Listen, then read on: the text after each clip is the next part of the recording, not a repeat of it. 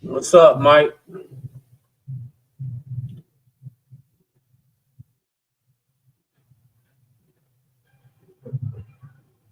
What's up, Mike?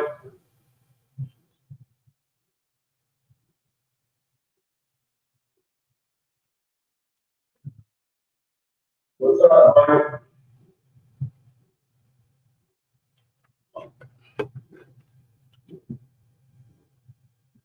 Miss Lachey, how you doing? I'm trying to figure something out, guys. Give me a second.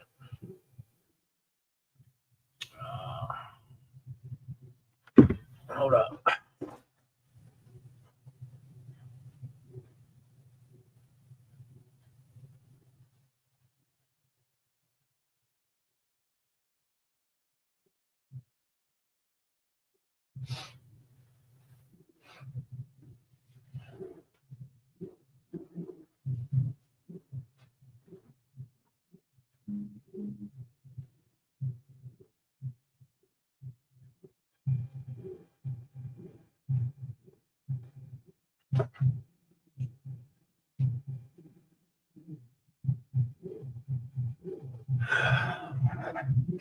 Sorry about that. Sorry about that. I was trying to set up something, man, but my other laptop is not charged enough. Mike, Miss Lachey, Maya, how was everybody? How was everybody? Maya said, so first, let me just say, welcome, welcome. Appreciate y'all coming tonight. I was debating what I was going to do tonight, man, because I don't know. Man, besides being busy, starting not to feel that good, but I'll be all right. Maya said that hope that we having better sales. Had some great sales on Poshmark over the weekend and some on Macari. My sales actually overall is good, but on eBay, I was just looking at that stuff, Maya. So look, I am up 38.2% in my sales. Traffic wise, let me see. I'm up traffic too. My impressions is up 40%. Page views are up 14.8%. My quantity solds are up 29.5%, so almost 30%. Click-through rate is still 0.3%. And my conversion rate went up a little bit, so I'm at 4% on my conversion rate. My top 20 impressions, rest of search slot impressions, and non-search impressions are all up. So the top 20 is 29%. The rest are 0.7, and then the non-search is 47%. And of course, the majority of that is probably definitely due to the fact that I increase my promoted listings. What I will say about that is that, so y'all know I did the little experiment with like six or seven items. So I did it again with some items that I know should have traction, higher in like what you call it. Here, let me see.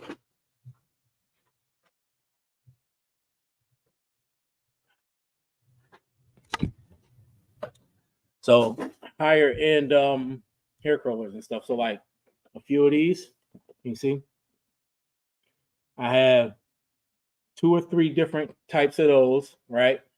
And then I got some other things, and I put them up, and I didn't promote them. So for the first week on those, I had one of them didn't have any views, and the rest only had like 1 view, right? Yeah, that's crazy, right? Now I upped it. I went from not promoting them, right? Now I promoted them. I want to say it's 4 or 5%. Okay, I promoted them to 4 or 5%. Now listen to these views, y'all. Listen to these views or impressions. My bad, impressions. Um, on those particular items, it's crazy because I waited a week specifically just to see like because I'm like, all right, well if I can get 10 views, not only will it probably sell, but I won't even promote it. Didn't happen. Stay stuck at either 0 or 1. Now on those, I have on one of them on a 1 inch curling iron, I have 1,200 impressions. So I went from 0 to 1,200 impressions in a couple days on that one by promoting it to 4%. And then on the other one, I went to 1,400 impressions from one impression by promoting it 4%. On the hair dryers, I went from 0 impressions on those wasn't getting any impressions, to 590. And I got 3 of them, but all 3 are in like various conditions. So one of them's missing the part, the other one is one of them's brand new, and then the other one is missing something else. So I had to do 3 different listings. But I put them all up to 4%, and I got pretty much about 500 something impressions on each of those. And it didn't happen until I added promoted listings. So that's not manipulating the system on eBay's part. I don't know what it is, man. I don't know what it is. And I ain't complaining. I'm just saying, like, I'm just making an observation that's kind of what's up, Thrifty Loan? I appreciate you, man. Appreciate it. It is what it is. But so I guess since I rubbed eBay's Buddha head, and paid them their money, they giving me the sales and stuff, and so everything is up. Everything is up. Even the sales up almost 40%. I mean, if I look at my advertising dashboard, so my ROAS, return on ad spend, which used to be in the $20 range, is down to $13.63, or whatever it is. And my ad fees are up 330%, but it's only $141. So the percentage make it sound a lot higher than it really is. My sales are up 74%. Solds are up 64% to 140, and clicks are up 127%, 2,100 clicks. So, and my click-through rate went up a little bit. So, I mean, I don't know about y'all, man. I mean, Maya, are you promoting, or what you got going on? I'm curious to know. But it hasn't been like all peaches and cream every day either, though. I might go a day or so with 1 or 2 sales, but I guess that's why I try to look at the dashboard and the overall picture, because if I just go day by day, it's almost like, and excuse the noise, man, they got some crazy stuff going on out there. But I try to go I try to look at the dashboard to help me see, like, because it doesn't feel like I'm up almost 40%. These people, man. It does not feel like I'm up almost 40%, but I am. The numbers don't lie, right? But the way that the sales come in, it just makes it doesn't feel that way.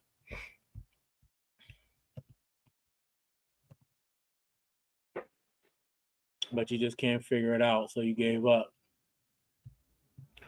Why don't you kind of do what I did? I mean, I just kind of I used to do everything around 2% or so, which was all right, but it wasn't enough apparently, man. So I started off at 8 and I worked my way down. So now I'm hovering at around, I still do have some dynamics at 8%, but now I'm hovering at about 4 or 5%. And that seemed to be kind of working for me at 4 or 5%. So, I'm gonna just ride out with that and I'm gonna see what happens. Because apparently eBay ain't gonna give us much of a choice, you know what I mean? I don't know why I can't.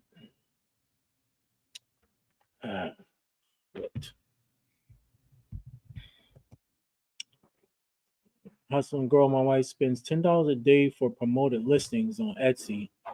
Now that doesn't guarantee sales, but you have to pay. Yeah, no, and you say your wife had a bunch of sales. I seen the picture you had, that you had posted. She do pretty good over there, huh?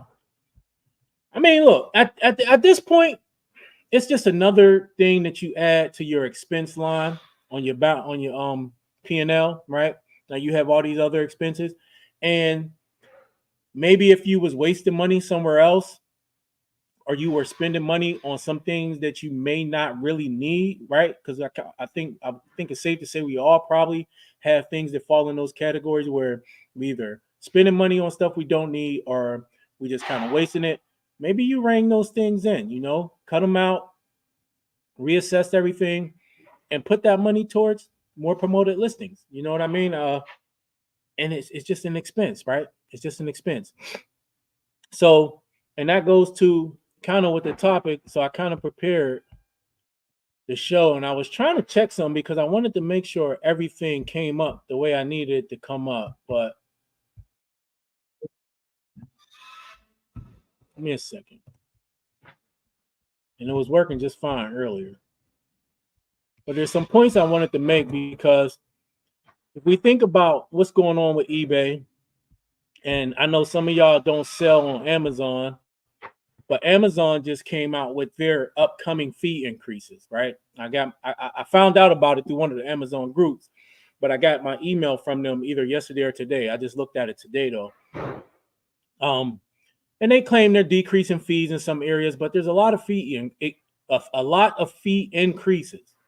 One of the fee increases is that if you don't have enough inventory, basically to cover, I want to say 4 weeks. Is it 4 weeks out? Some old crazy stuff, man. It says,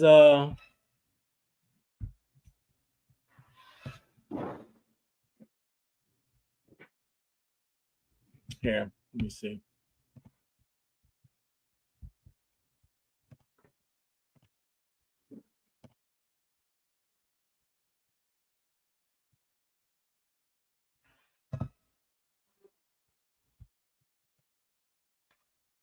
All right, so here's Amazon's little email, right?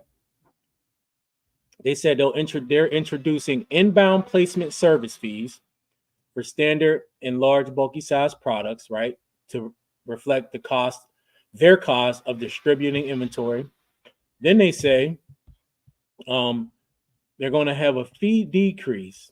This fee decrease is the FBA fulfillment fee for standard size products, right? But now look, that says by 20 cent per unit for large bulky size products. Standard products by 20 cent and large bulky size products by 61 cent. But then it says, in addition, to reflect the cost savings when products can be shipped in their existing packaging, they're also offering a discount, right? Small discount, 4 cent to $1.32 if they can ship it in the original packaging and they don't have to add the box. But then when you come down here, we will introduce a low inventory level fee. For standard size products, the fee applies if you carry consistently low levels of inventory relative to unit sales, as this inhibits our ability to distribute products across our network, degrading delivery speeds and increasing our shipping costs. And it goes on, man. And then it says to help enable you to carry sufficient levels of inventory, we will reduce the non-peak monthly, blah, blah, blah, blah. Right. So let me see.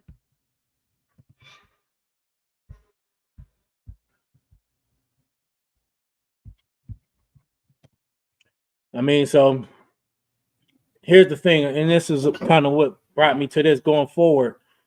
Amazon's raising fees, eBay has their promoted listings, and I'm sure at some point fees may go up in one way or another. So at the end of the day, what does that tell me personally? You know, it doesn't really discourage me. I wouldn't say I'm discouraged. It's annoying.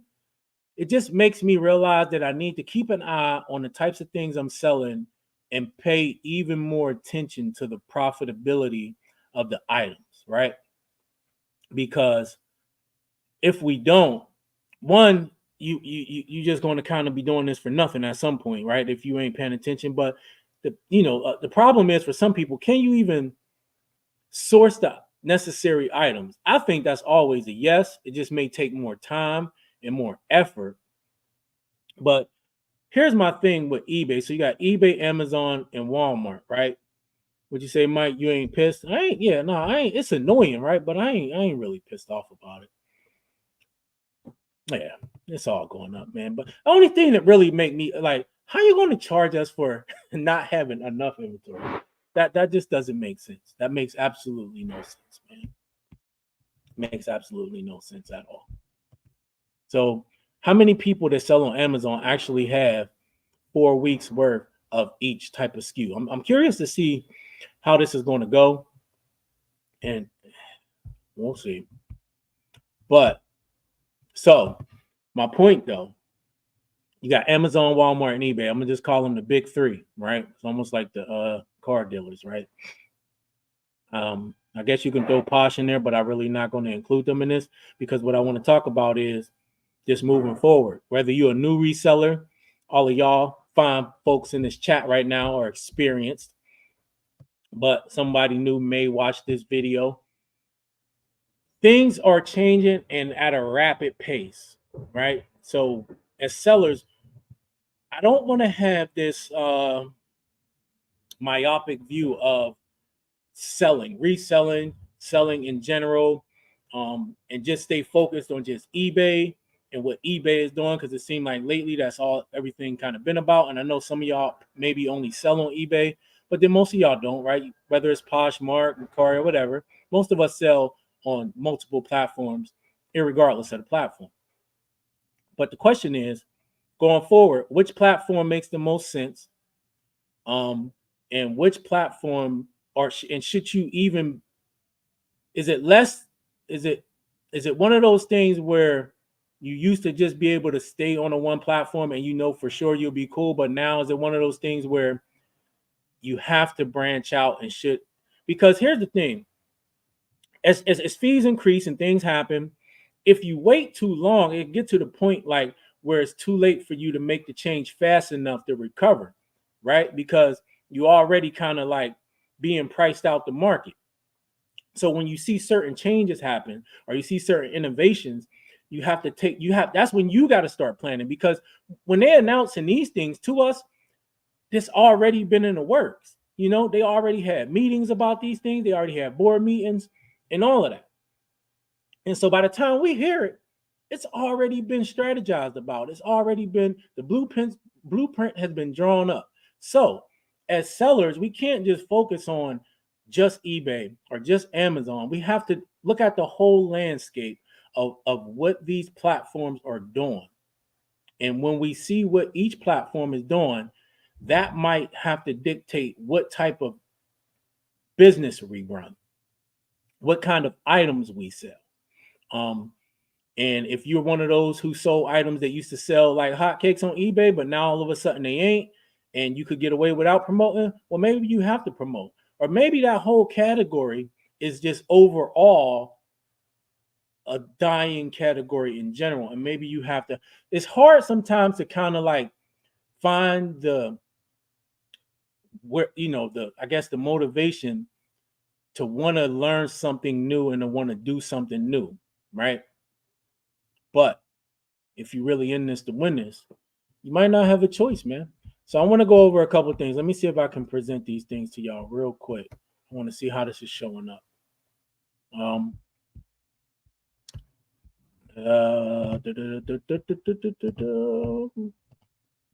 Go back to screen. Let's go to this article. So this is a Yahoo article, and I'm gonna put all this together when I get done showing it. This is a Yahoo article, and if I can get it to come up, it says how consumers are driving Amazon, Walmart, and Target to ship faster. Let me see.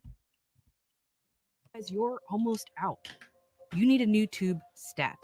So you sit down, scroll, and order it online. If that is in the shipping war for fastest delivery, even hours off delivery times.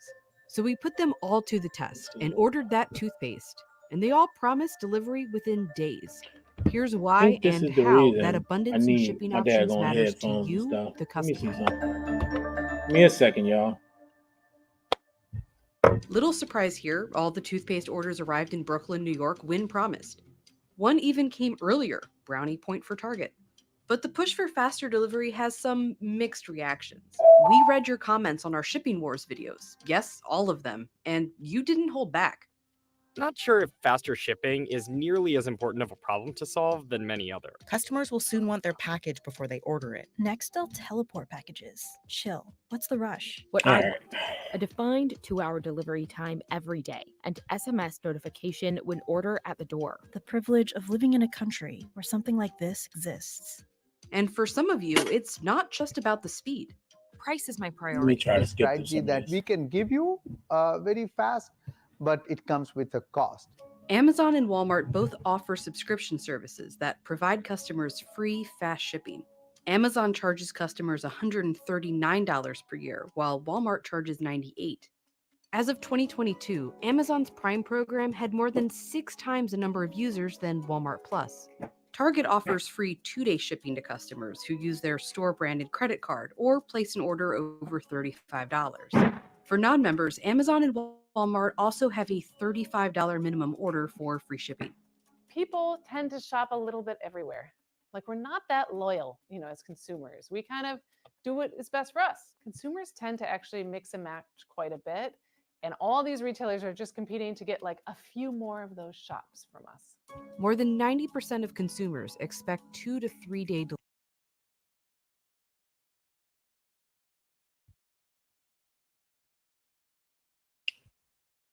Okay, so I'm gonna stop that right there for a second because I don't really want to go through the whole video, but I just wanted to kind of build this picture of what I'm trying to show you guys, okay?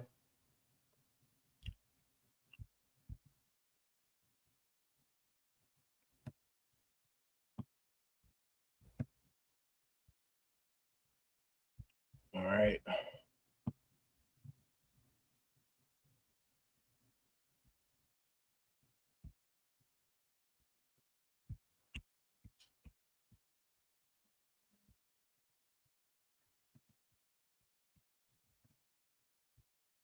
All right, I think I got it. I'm trying to figure this stream thing out, y'all. Sorry.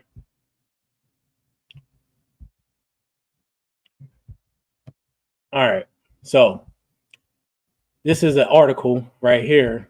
It's on thestreet.com. Walmart is gaining a critical advantage over Amazon and moving fast. Okay. So it says if you're one of the millions of people who participated in the Black Friday or Cyber Monday sales, you're probably eagerly awaiting a package arrival right now. Or if you've ordered from one or both of the two retail giants in the US, chances are the package has already arrived. Right? Let's go back. Let's go down. When you think of Amazon, you probably think of electronics, kitchen gadgets, or household goods. And when you think of Walmart, you probably think of toys, bikes, and auto accessories and homewares. Perhaps like millions of Americans, you also consider groceries. Walmart is actually the biggest grocer in the US and the world, right?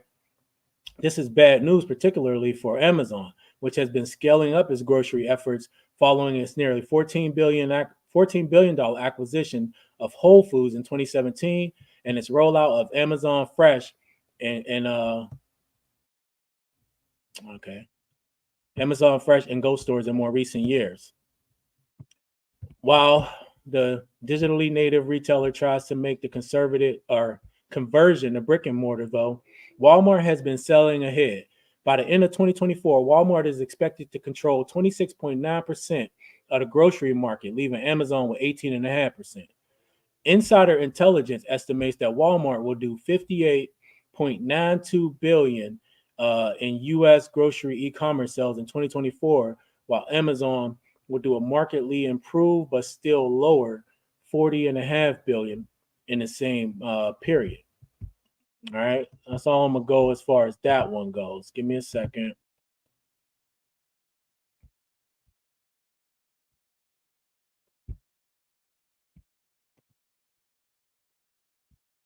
Now I'm gonna go to this tab and play some of this. New Jersey to grow at least get their orders. It comes artificial intelligence. Amazon says it's revolutionizing the way consumers get their orders. It comes as e-commerce sales are predicted to grow at least 10% this holiday season, reaching $278 billion, according to Deloitte. Amazon alone estimates estimated to deliver 13.5 million parcels each day. And it's all about innovation. I'm inside Boss 27. This is a state-of-the-art facility just outside of Boston. And with me now is Amazon's chief technologist for robotics, Ty. Ready, Ty? Thanks for being here. My pleasure. So this is the first time the public will see some of the new technology you are rolling out for the holidays. What happens in a lab like this? We are reimagining the future of robotics so we can do your holiday shopping even better. Today, Amazon launches Sequoia, its brand robotic system in Houston. The company says it's capable of stocking merchandise 75% more quickly and delivering your orders 25% faster. What was the problem you were trying to solve with Sequoia? We want to offer a wider selection for our customers. We want to do that in a very efficient manner so we can pass on a low cost to our customers. Brady says Sequoia also makes it safer for employees, reducing the number of accidents and repetitive stress injuries. On a ladder, you don't have to bend down on your knees. You don't have to reach up really high. They're able to bring these totes from the warehouse to a workstation like this, where I met up with David Guerin, who helped design and build. All right, I think that may be the last one, y'all. Let me double check some.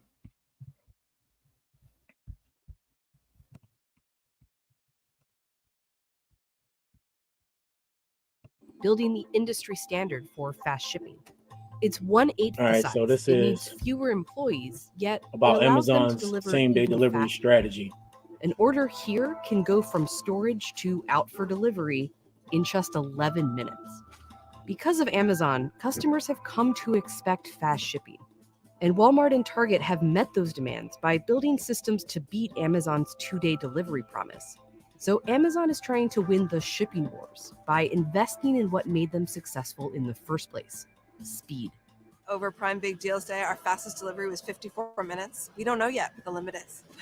Here's how the king of fast shipping is overhauling its massive distribution network to shave more days, hours, and even minutes off delivery times.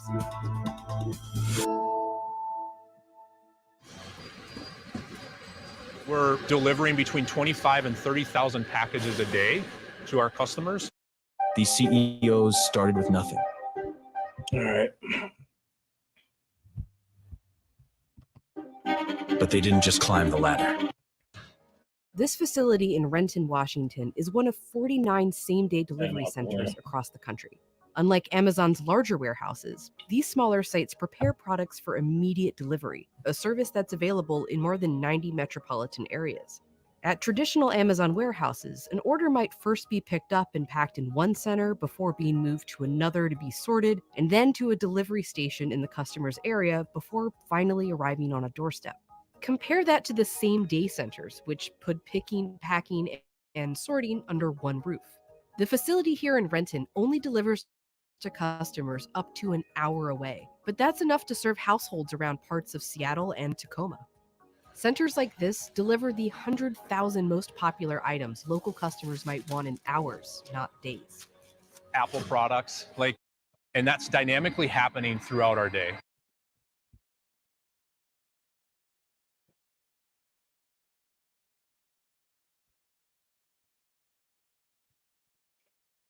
All right, y'all. I'm gonna stop it right there. If y'all guys want to see, if you want to follow up on that stuff, I can put the links in for you. But my whole point in bringing all of this up, let me see. And bringing that up is these companies are in. Now, look, I'm not trying to convince you to sell on Walmart or sell on Amazon or any platform in general. My whole point in presenting this, for the most part, is keeping up with the changes in the whole landscape, right, of the platforms that we sell on. You see, Amazon's innovating. They're coming up with ways to get items to customers even faster. They're streamlining their product. They're adding a lot of robotics, right? It's going to be a lot of AI involved. There's already a lot of AI involved. If you look at some of those videos, they got AI that checks packages to see if they're damaged, that resizes boxes. So we're not going to keep getting boxes. You won't get this in a big ass box no more. It'll come in a box that is made for whatever, because AI is going to automatically measure it and make a box exactly for that specific item. Walmart's doing the same things.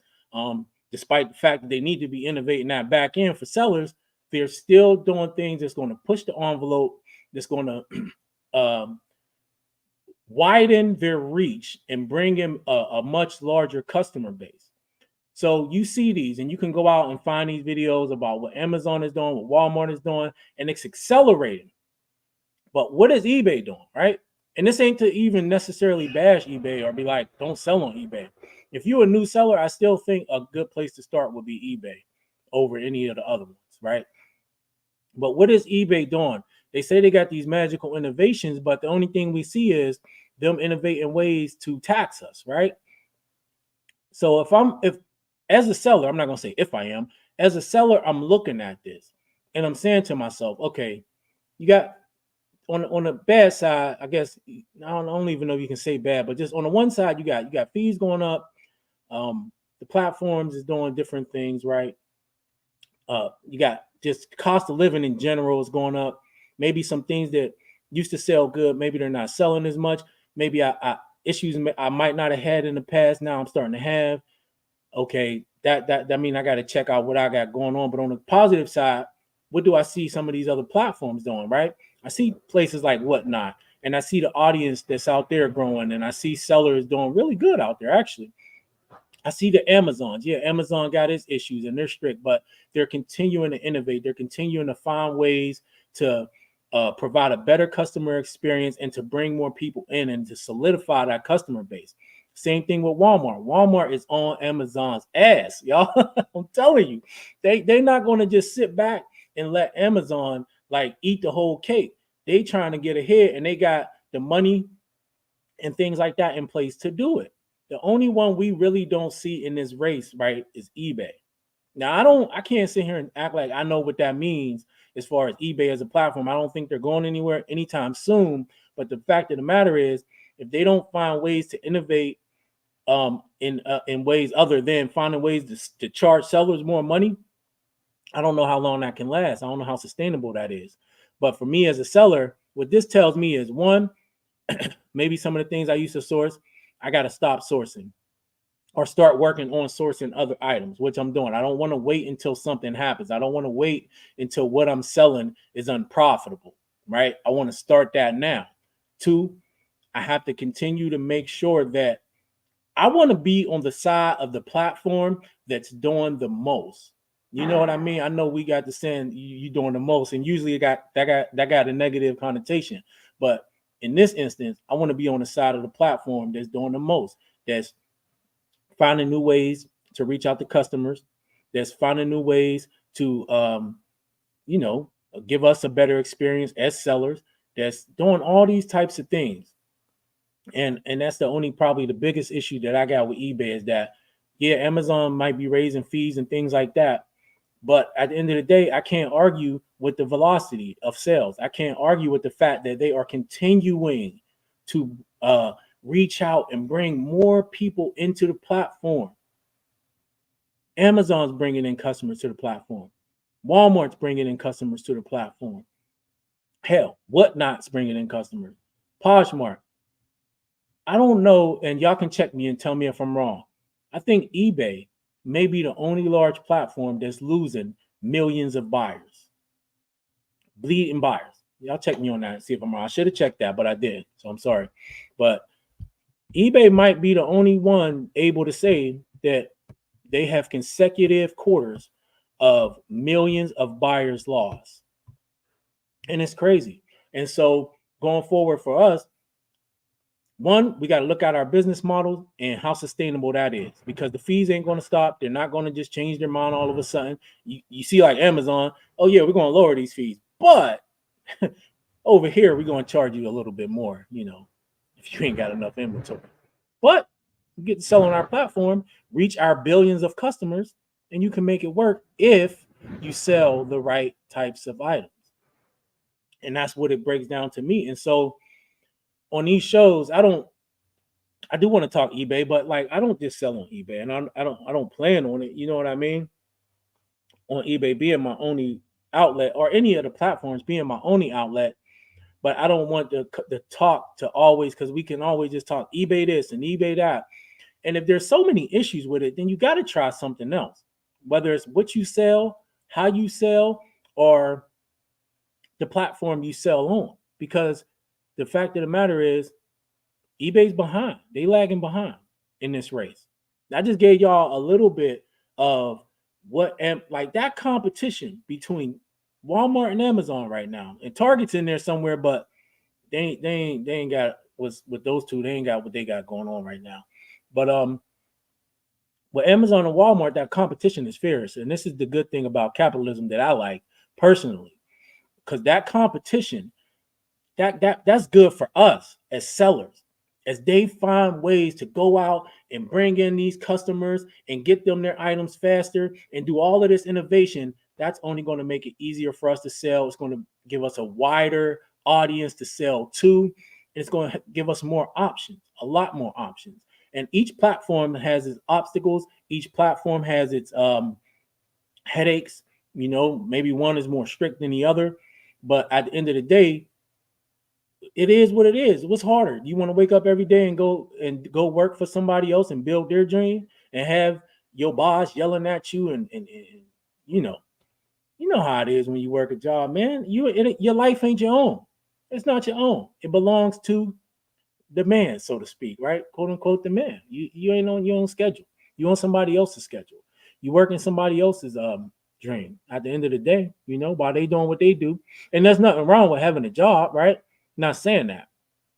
But what I'm saying is, if you're doing this because you don't want to work a job, then that's a different type of mindset.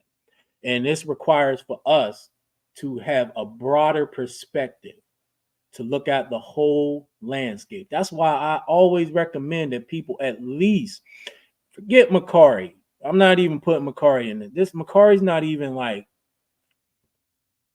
I would give Poshmark more credence than Macari as far as like building businesses go. Macari's just a place maybe you throw something up that you really don't want to deal with, or you just got multiple quantities and you just like, we'll put it over there, and if it sells, sell. Right? You can definitely build a big business on Poshmark, so you got to add some weight to that. But at the end of the day,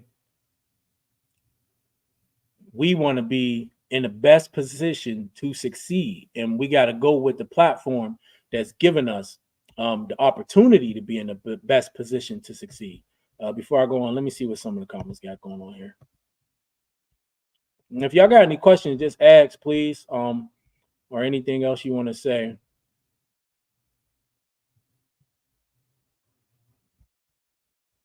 Oh man! All right, where we at? Leaf said he raised his prices.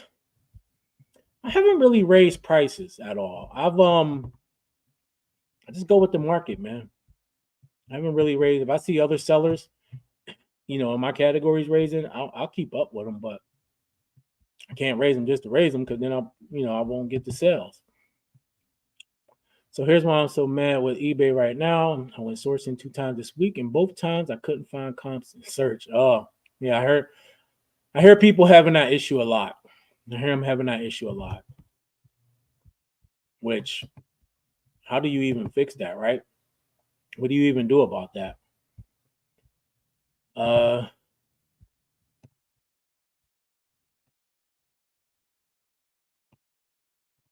Finishing the conversation, but most actives weren't even the item I was looking for. I want to pick up high sell through, but it's impossible with eBay search. Maya, I'm curious to know, and I know you can't do this on the fly, of course, but if you got, if you have a store, and can you access Terapeak? Because if there is issues with the search, what you may have to do is take a picture of the item or take a picture of the barcode, and just kind of go back home and research through Terapeak, or if you have a tablet, a small enough tablet that you either have service on, or if you can use the Wi-Fi of whatever place you're in, you can log into eBay on the desktop part of, using the tablet and use Terapeak that way. I don't know. I mean, it's a headache. It sounds like a headache, but if nothing's coming up in search, and that may be an option that you can use, when you out there, it's just something to think about, I guess. eBay should not allow more than 2-day handling time for all sellers. I am in agreement with that, Mike. Excuse me. Walmart is 1 day. Amazon, I guess you can stretch out your handling time, but good luck getting sales if you do that. Good luck getting sales if you do that. Hey, Josh, appreciate you dropping in, man. I have all my listings on 12 days. Yeah. Okay. 12-day handling time, huh? What's up, John? Hey, man. Nothing wrong with taking a rest, bro, and focusing on your business. You definitely came in handy, something I listen to during the afternoon when I'm working, but you gotta do what you gotta do, bro. Something I actually was thinking about too, so I ain't got no issues with that. Do what you gotta do and then report back to us how it's going. Ship your items in a cereal box. Make sure you paint the box at least, Thrifty Loan. You gotta paint the box, bro. Let's see what else we got. Handling times can be okay if the buyer is informed ahead of time, and especially if it's a niche item that they can't find anywhere else. Okay, so let's just talk about this handling time thing 1 second, because we just looked at those little short videos and things and looked at one of the things that these bigger platforms are pushing is how fast the product can get to the customer. Now, in a one video, there was some back and forth because they had talked to people and some people was like, getting their product in 1 day or 2 days ain't necessarily the most important thing. They just want to kind of get what they want, and they want to make sure it is what it's supposed to be for the most part, right? So not everybody is so up in arms about I gotta have my stuff now and I gotta have it in a day or two, right? There's some people that's a little more reasonable, like, as long as I get it in a reasonable time and it's what it's supposed to be. But it seems like that is overwhelmingly the minority, not the majority. It's the minority. And this all goes into what makes for a good customer experience. Now, like you did say, Maya, or who said that? Was that Maya? Sorry. Yeah. Right. Depending on the category, what the item is, of course, right? Larger items may take a little longer. If you're selling things that's still being shipped in media mail, maybe. But I think each person has to ask themselves, what makes for the best customer experience in your business? I think a reasonable shipping time makes for the best customer experience. It don't got to be same day. Don't got to be 1 day. I do 1 day across the board, but this is what I do full time. I don't know how you can do it full time and not have 1 day handle. It just wouldn't make sense. I don't know. But that's for somebody else to decide. If you part time, I can understand 2, maybe 3. Anything past that, man, it's just not a good customer experience. Unless you're in vacation mode or something. But yeah, I don't know. Should eBay require a minimum 2-day handling time? I think you have. You think people in the uproar about the better business experience thing? Oh my goodness! Can you imagine the uproar if eBay came out with an email and said, "Hey, coming up soon, all buyers must have at least a 2-day handling." Oh my goodness. The videos would never end. The groups on Facebook would just blow up and explode with the comments. I don't know, man. One thing I'm learning is, and I wouldn't even say learning, but one thing that's settling in more with me is this. Irregardless of what I sell, what platform I sell on, how can I provide the best customer experience? Because at the end of the day, you in a competition. You're in a competition with all the other sellers in your category. And if you're not doing what the best sellers are doing, you losing. You're losing. You may get a sale here and there, but are you in this? I don't know. If you're in a part-time, you just want to get a sale here and there, then that's different. I'm competitive. I want to win. I want to be the best I can be. I want to push myself.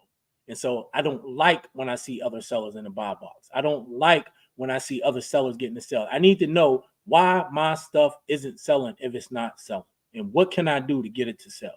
Period. If I'm doing 2 day and they're doing 1 day, guess what I'm about to do? 1 day. If I see people doing same day and I'm like one of the only ones doing 1 day, well, then I got to do what I got to do to compete. Now, I wouldn't want to do same day because that could be rough, but if that's what it is, that's what it is. But I feel like if you in this to really be successful in whatever that means to you, whatever success looks like to you, it shouldn't even be a question of how much handling time you should have. It should be a minimum of about 2 days or so. I would think that would be my recommendation. But who am I? I'm just the guy on YouTube. All right. It depends, Mike. Some sellers offer antiques, collectibles, or large, unique items. Buyers for those items understand those items take time and care and don't mind. Yeah, but Miss Lachey, but how long do it take to ship out, though, is the question, right? Do it take 3-4 days to get an item to ship out? I don't know. I would think this. If I was a person selling larger items, right? One-offs, right? Because if these antiques and things, 9 times out of 10 is going to be a one-off. You probably ain't got like a bunch of the same type of antique just sitting around. I would think that once you list that item up, right, and you do your description, you got everything going, that you probably would do one of two things. You would either, because you're probably going to charge for shipping, which means you probably had to do some packaging to at least see how much it weighed and everything and what the dimensions were. So you would either fully have it packed and ready to ship out, or have it partially packed and ready to ship out. But either way, you shouldn't have it just sitting there, not and just sitting there, period. I would think if I had an item, and this is just me, if I had an item that I knew would take me a very long time to pack and get ready to ship, I would already take steps to have it ready to go. If I could get away with, because I would try to answer all the questions in the description, like anything somebody would ask, because I wouldn't want to have to go back and open it up. I would just put it all in the description. Then I would pack it up. I would put it in this box with all this packing material, because you got to do that anyway, so you can see how much it's going to cost to ship. So if you're going to do calculated shipment or however you're going to do that, you want to be able to give an accurate, calculation. And then you will have it sit there on your shelf, already packed and ready to go, or semi-packed and ready to go. So how much longer would it take after that to actually ship out the item? I don't know. And see, that's just where it comes like, that's what comes in, the aspect of providing the best experience for your customer. If you know other collectors take 3, 4, 5 days to ship something out, well, how can you do it in 2? How can you do it in 2?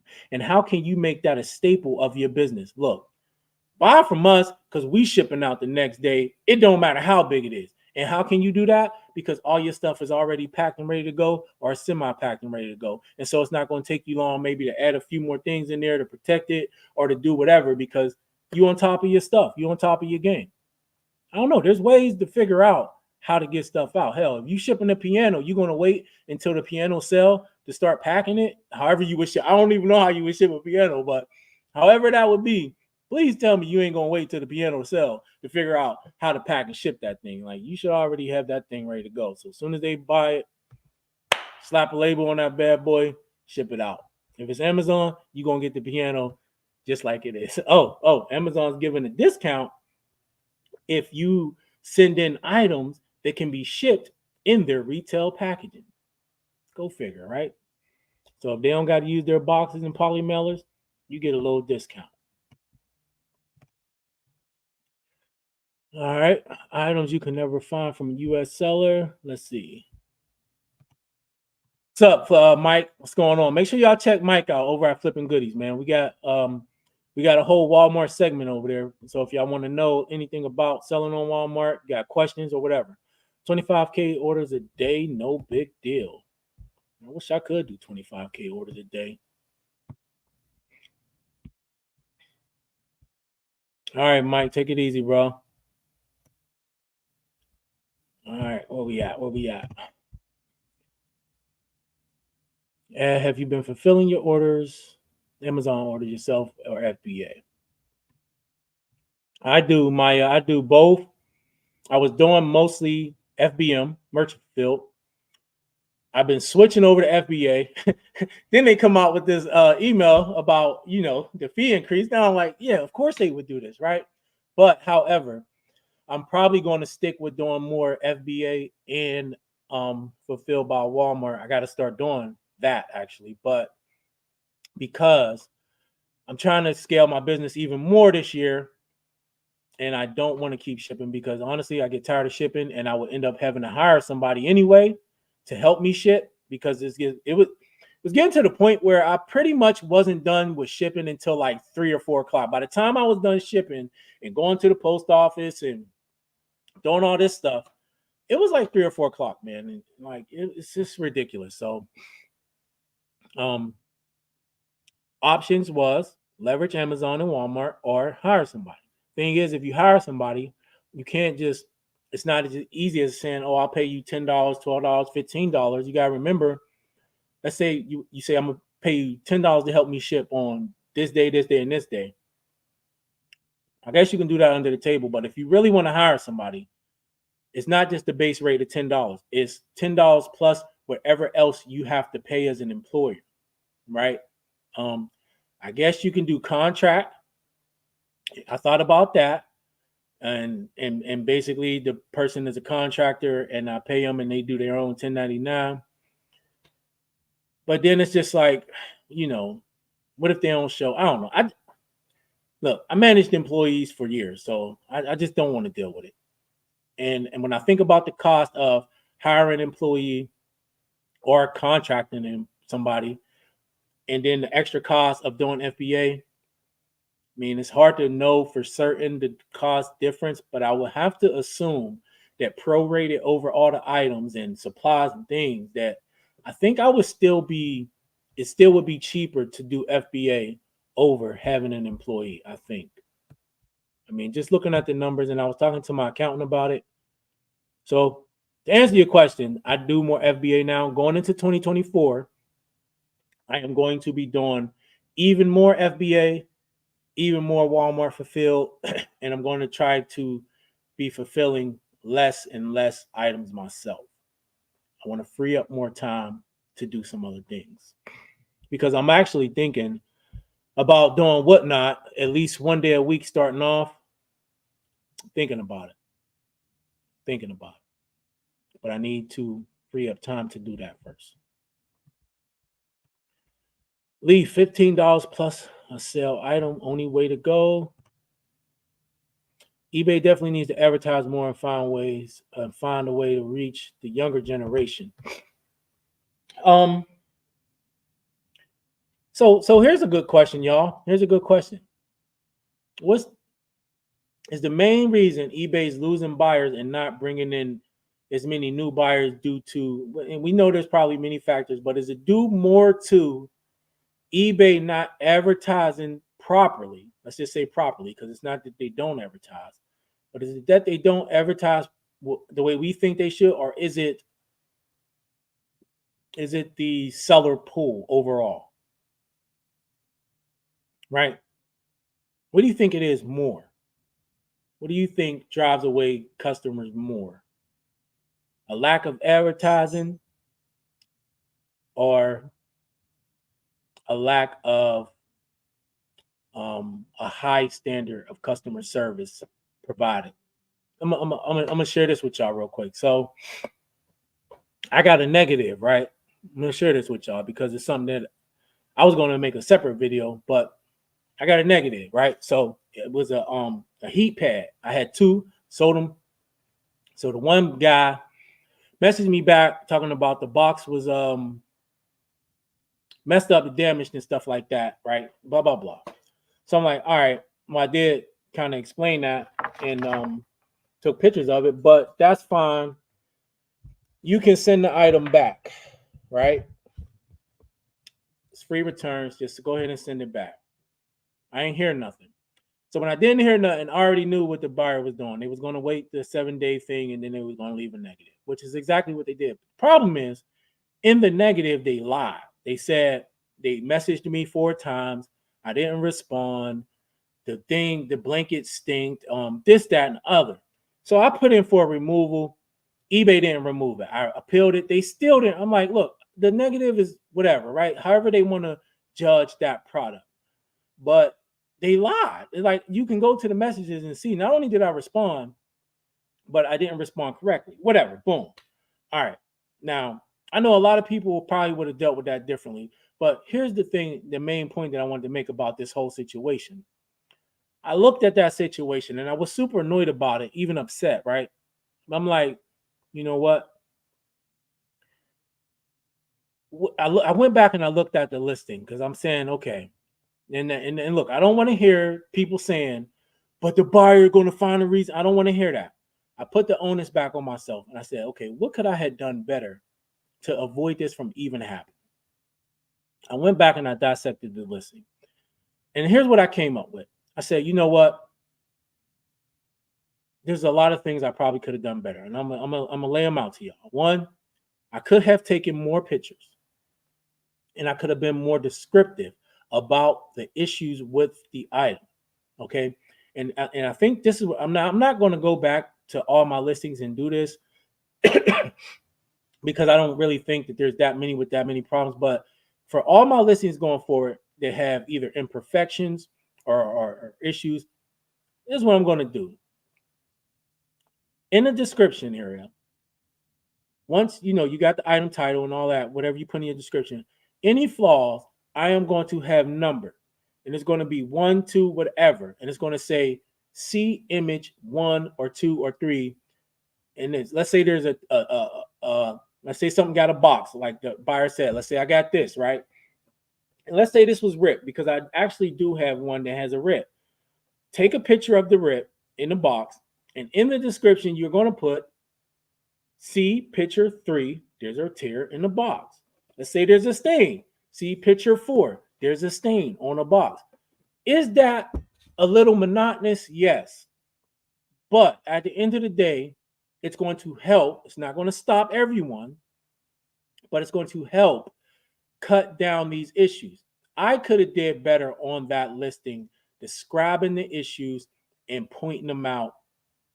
You got to treat it like a kid with these customers, bro. It got to be 1, 2, 3, 4. One thing I learned, even in just working in the restaurants, you cannot assume that people will know or understand or know what you meant.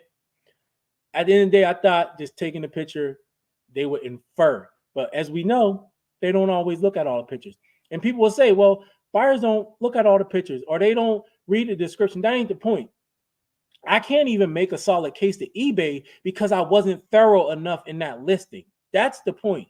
Maybe if I was thorough enough in the listing, describing the issues, I could have won and eBay would remove the feedback. But I stopped after that appeal. I was going to call, but I'm like, you know what? I ain't even going to worry about it. I'm going to just take it on myself. And from now on, each of my listings, if the item is not perfect, I am going to be very detailed about the issues and take a picture of each item or each issue and describing in the thing, so that even if someone comes back and say there's these issues and leave a negative, it may give me more of a chance. But at the end of the day, it also provides a better customer service experience, right? It does. Because a buyer, honestly, shouldn't have to guess. They shouldn't have to infer.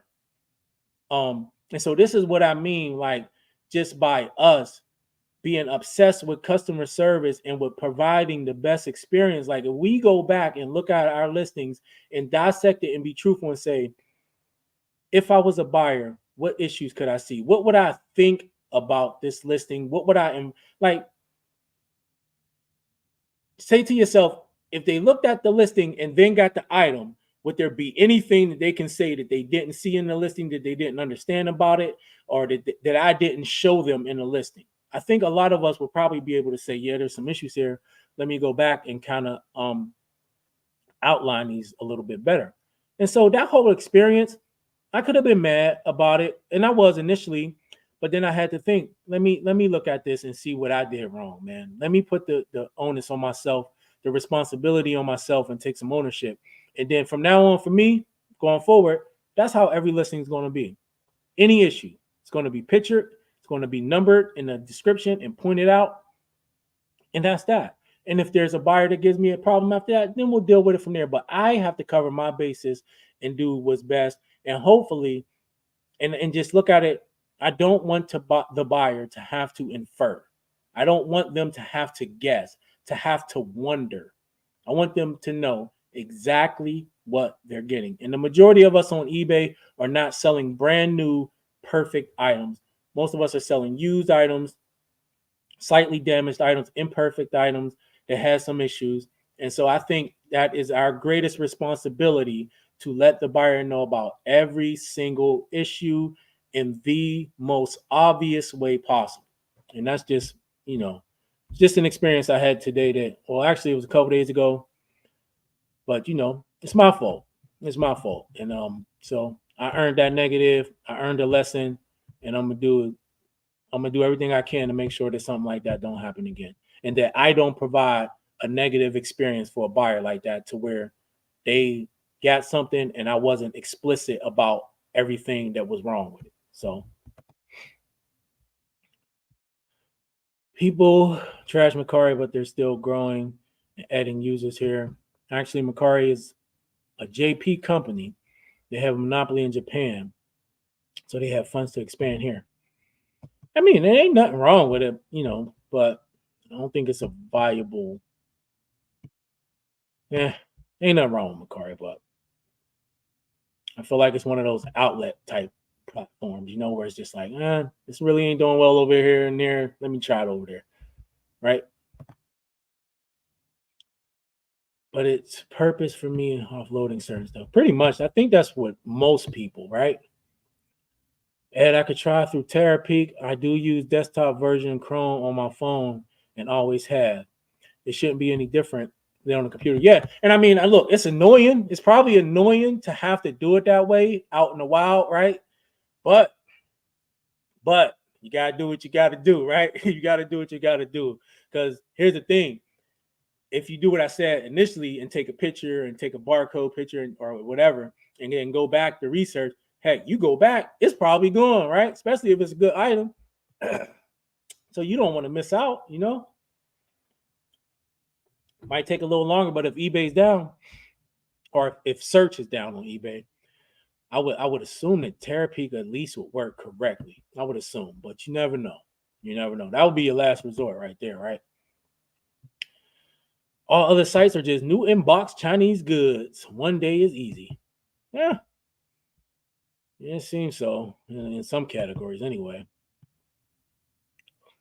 One of eBay's strong points is unique items offered. Some things can only be found on eBay. That is eBay's biggest strong point, in my opinion. And it's the one that they have gotten away from, and that all of us resellers, can't think of a reseller on eBay who sells on eBay that hasn't said this.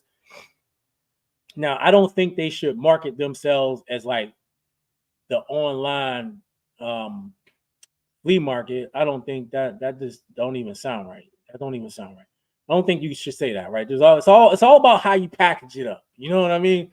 But when it comes to the whole unique item experience, where you can search everywhere. You can go on Amazon, and you can go on Walmart, and you can go over here and there. But guess what? When you need that one thing you can't find nowhere else,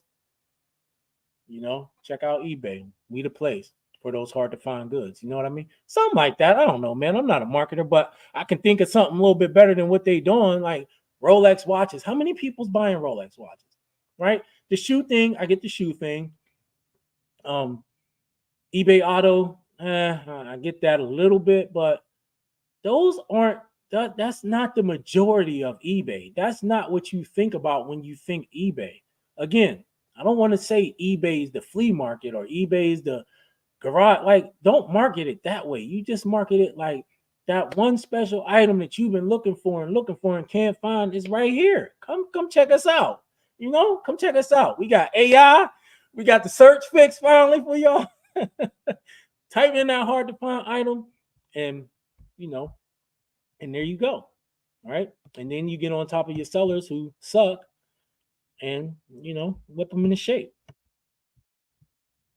So the customers can be happy and stop leaving. They can get what they ordered, not in a cereal box. If item does not sell, that is wasted time.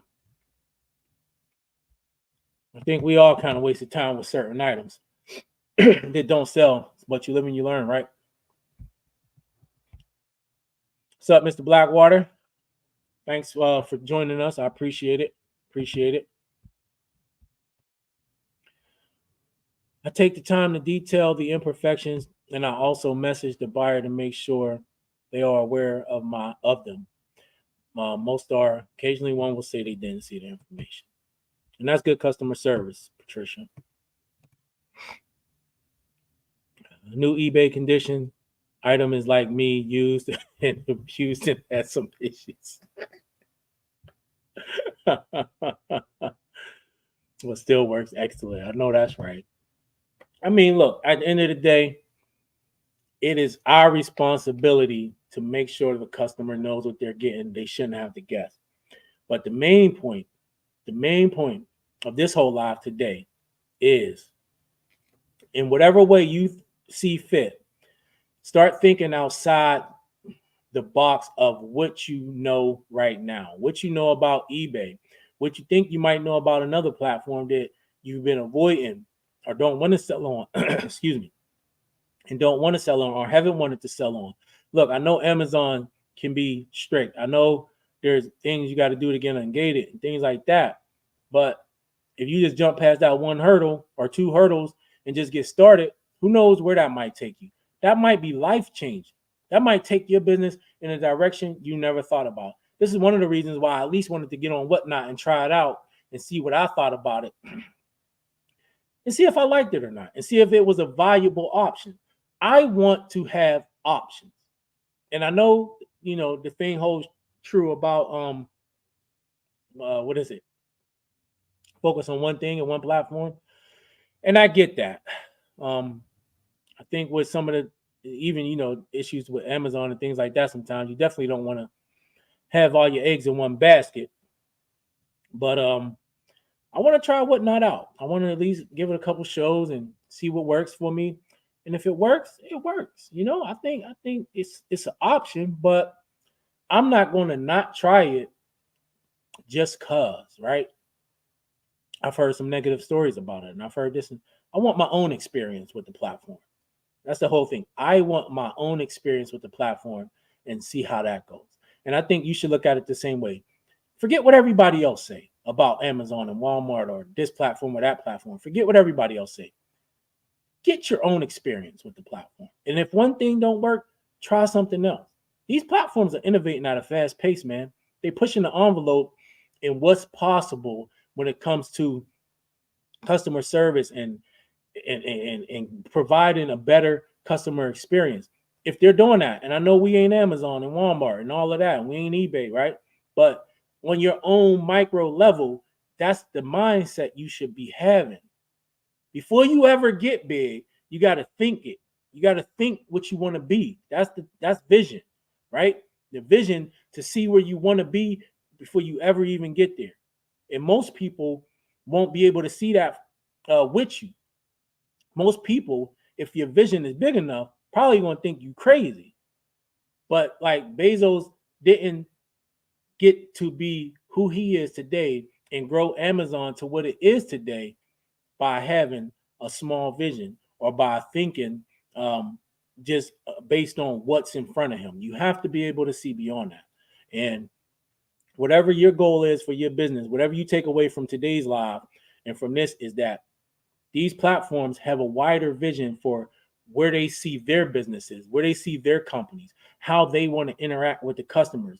And what does that mean for you? That's what you got to do. What does that mean for you on these platforms? And if you see a platform that's not innovating, that's not making it all about the customer, whether that's being strict on sellers or whatever that may entail, you want what's best for the platform because that's going to be what's best for you in one way or another. And also, don't be afraid to experience it for yourself. Don't listen to what people say.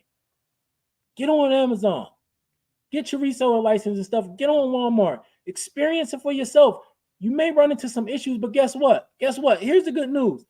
There's people out there on YouTube who've already been through it, who've already experienced it. And guess what?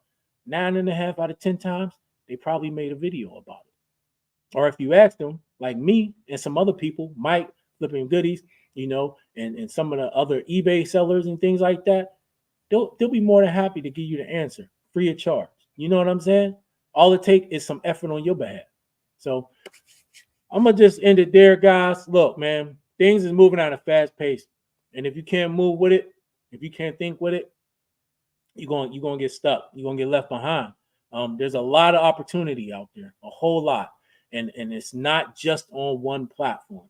The opportunity is big. The opportunity is there for the taking, but you might have to get outside your little box. Definitely got to get outside the eBay world.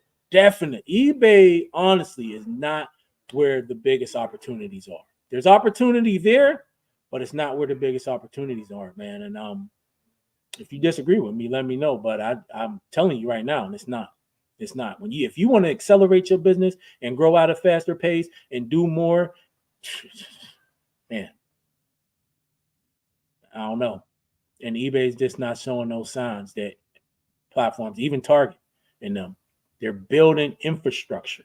That means they're in this for the long haul. They are building infrastructure to support this growth, this change. They're putting in AI and robots.